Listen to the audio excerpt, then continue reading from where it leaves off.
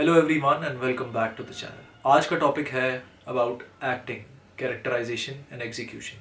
अगर आपको कोई ये कह रहा है कि आपको एक्टिंग सिखा देगा, तो ऐसा पॉसिबल नहीं है कि कोई आपको एक्टिंग सिखाए।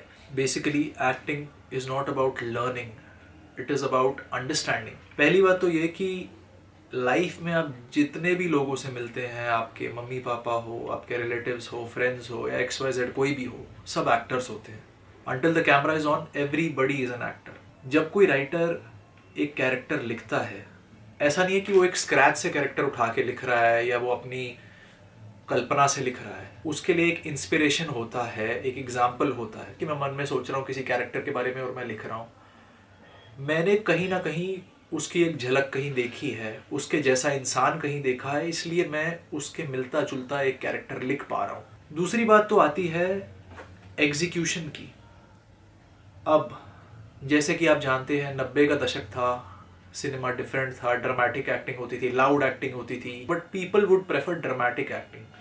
आजकल के दौर में सब रियलिस्टिक एक्टिंग क्यों प्रेफर करते हैं? Because people just want to see real, people don't want any acting. अब इसमें सबसे बड़ा चैलेंज आता है ये कि what is the difference between dramatic acting and real acting. For example, जैसे मैं एक कश्मीरी पंडित हूँ, मुझे एक पंजाबी पर्सन का किरदार मिलता है, या फॉर एग्जांपल हरियाणवी या Marathi XYZ whatever. Without any research अगर मैं ये कर देता हूँ perform and I try to impose it on myself that I am a Punjabi, it would look very odd और सामने पता लग जाएगा यार कि एक्टिंग कर रहा है। रही बात 5-6 महीने उस रीजन में जाके रहूँ, 5-6 महीने 3-4 महीने जितना मुझे टाइम लगता है कैरेक्टराइजेशन में, मैं समझूं कि एक इंसान इस जगह का जैसा कि कैरेक्टर लिखा गया वो कैसे चलेगा, कैसे उठेगा, क्या खाएगा, कैसे बात करेगा, उसको अपने ऊपर इम्पोज करूं। उसके बाद मैं परफॉर्मेंस अगर दूंगा दैट वुड लुक रियलिस्टिक। कि आप जब भी चलते हैं आसपास, आप लोगों की तरह मत देखें, आप उन्हें ऐसे देखें कि हर एक इंसान एक किरदार है, जो कि बिल्कुल सही बात है। आप हर एक इंसान देखेंगे, आपके रिश्तेदार या कोई भी आपके घर वाले, सभी लोग एक किरदार है।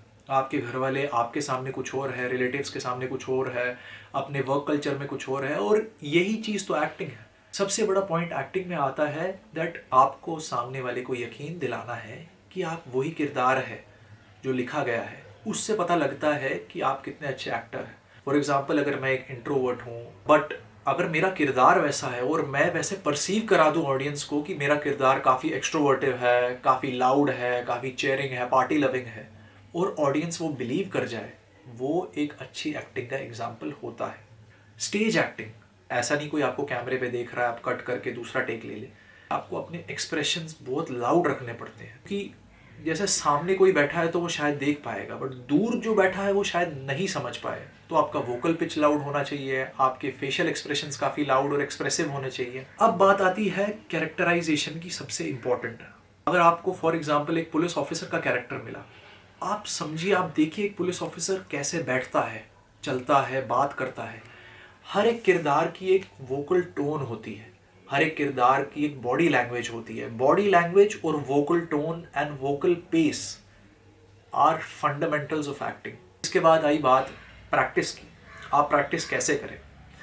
प्रैक्टिस आप शीशे के सामने, मैं कहूँगा, प्रैक्टिस कर सकते हैं।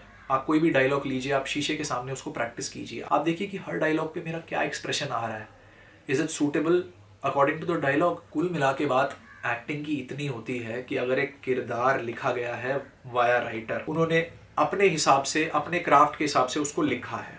अब आप एज एन आर्टिस्ट उसको किसी और वे में परसीव कर सकते हैं और किसी और वे में परफॉर्म कर सकते हैं, बट एक mutual coordination between writer, director and actor, उसके बाद जो प्रोडक्ट बनता है वो फाइनल प्रोडक्ट ही दर्शाया जाता है। Because everybody has to come at a common ground और अ कॉमन पॉइंट। क्योंकि क्रिएटिवली अगर आप करना चाहें, आप किसी भी वे में कर सकते हैं। हर एक आर्टिस्ट एक अलग तरीके से कैरेक्टर को परसीव करता है। जब आप इनिशियली स्टेज पे चढ़ेंगे, नर्वसनेस बहुत कॉमन रहेगी। वो इसलिए बिकॉज जैसे ही लाइट्स ऑन होती है, जैसे ही आपका सीन आता है, सामने इतने सारे लोग होते हैं। My advice for every one who starting new is, आप किसी से आई कांटेक्ट ना रखें। कि अगर आप एक सर्टन जोन में देखेंगे और अपने कैरेक्टर को निभाएंगे तो आप कॉन्सेंट्रेट कर पाएंगे, rather than if your eyes are twitching here and there and you're looking at people, you're looking at their reactions, you will get nervous कि यार ये बातें कर रहा है। उससे आपका कॉन्सेंट्रेशन ढल सकता है। ये थिएटर एक्टिंग की एडवाइसेस थी। Further I will explain about how to perform on stage versus how to act on camera. आज के लिए इतना ही। Until the next video, like, subscribe and share for more, and don't forget to follow my Instagram handle Shivam SK10।